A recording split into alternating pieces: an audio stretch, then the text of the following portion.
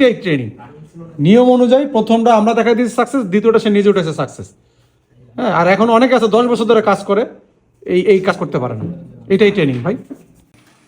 এই আইসিটা এবার সে নিজে নিজে উঠাইছে। আমরা কেউ কিছু বলছি, কোনো কথা বলছি? আমি তার ধারেই দাঁড়াই নাই, কি তাই না? দেখেন কিরকম ভাবে উঠাইছে, এই যে মাশাআল্লাহ। তবে একটু বিষয় আমার কাজ হচ্ছে, দেখেন সে যতই ভালো করুক তারপরে তার ভুল ধারণা আমার কাজ। এখানে একটু হিট কম লাগছে, কি লাগছে? এখানে একটু হিট কম লাগছে। তাহলে আমরা একটু ঘোরানোটা সব জায়গায় খুব সুন্দর হয়েছে, তার হাতের স্কিলটা ভালো, সে ঘোরানোটা ভালো, তো এখানে হিটটা কম লাগছে এর মানে, ঠিক আছে? তাহলে আমাদের ঘুলিটা আর একটু স্পিডের চারপাশে ঘুরাইতে হবে, কারণ এটা স্টার্ট এয়ার, এটা তো ঘোরে না, হেলিকান এয়ারের মতো ঘোরে না, এটা কিন্তু আমাদের হাত ঘুরাইতে হবে, ঠিক আছে?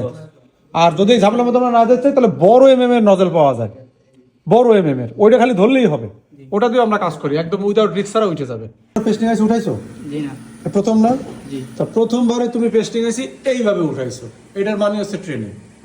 এইটা তুমি করতে করতে 10টা বোর্ড তুমি ঘাটাইতা, বুঝতা না, মাপ বুঝতা না, কোন উঠাইতে এটা বুঝতা না, 20টা ভিডিও দেখতা, 50টা ভিডিও দেখতা, তোমার 5 মাস লেগে যেত, তারপরে তোমার সঠিক একটা গাইডলাইন ছিল না। তো এইটাই হচ্ছে ট্রেনিং।